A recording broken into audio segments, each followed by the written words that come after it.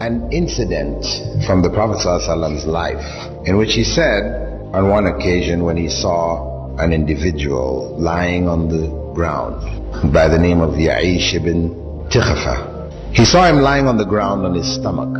So he came and he nudged him with his foot. When he woke up and he looked at the Prophet ﷺ, he told him, this is the method of lying which God hates. People, commonly, they like to sleep on their stomach.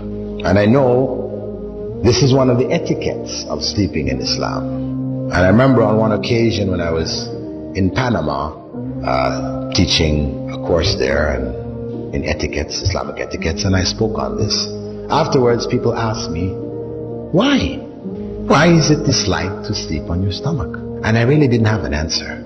Anyway, I just told them, hey, Prophet Muhammad ﷺ said, God hates it, He dislikes it, better you don't do it.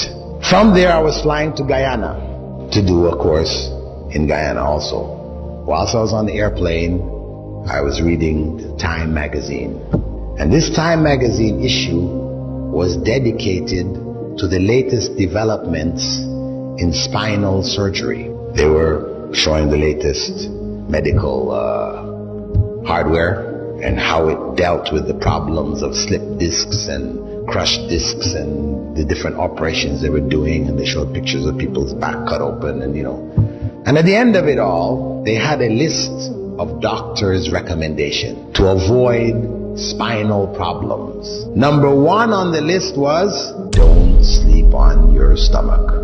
That was number one. And they went on to explain. They gave a whole explanation about it. Yes, the spine, heavy, bony structure, heaviest one in your whole body. When you sleep on your stomach, everything in front of it is soft tissue, soft organs. Your intestines, your stomach, your lungs, all of this is soft. So what happens is that the spine sags downwards. And this is what contributes to the exaggerated, what they call lumbar curvature of the spine. You old people, they're walking around, their backs are like this. Is from this. Yeah, they pointed it out.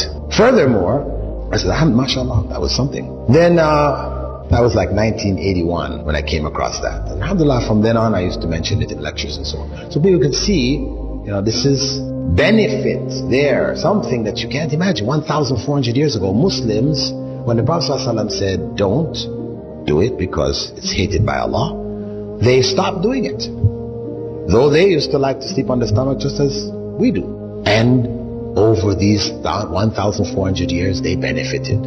All the people who didn't do it were harmed in one way or another. So I said, mashallah. And that's how we should approach the things which Allah has prohibited and disliked. That it's better not to do it. Stay away from it because there's harm in it.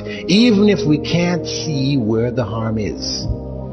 Anyway, in 1989, I read an article which appeared in the British newspapers that scientists, medical scientists, studying a particular illness which seemed to be affecting small children, 1-year-old, 2-year-old, 3-year-old kids, put to sleep in their cribs.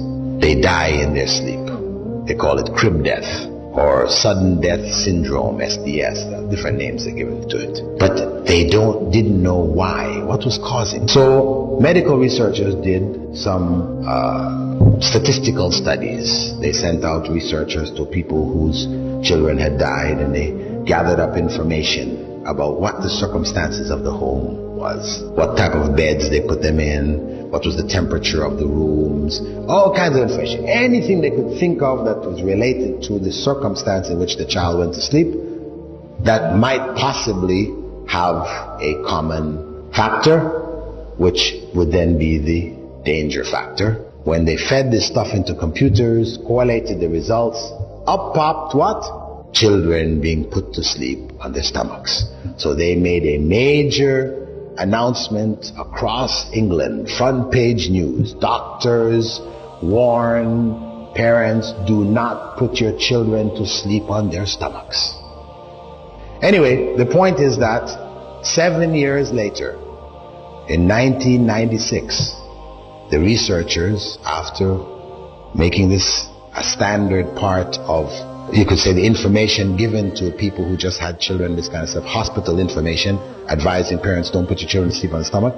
and this countrywide campaign to make this known, they found that after 7 years, the rate of cot death had dropped by some 68 or something like this percent.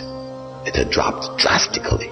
So, Alhamdulillah, here is further evidence that Prophet Muhammad ﷺ 1,400 years ago, when nobody had any idea of what harm there was, how did the Prophet ﷺ know that God hated it? Do you think he just looked at the person and said, I think God hates this?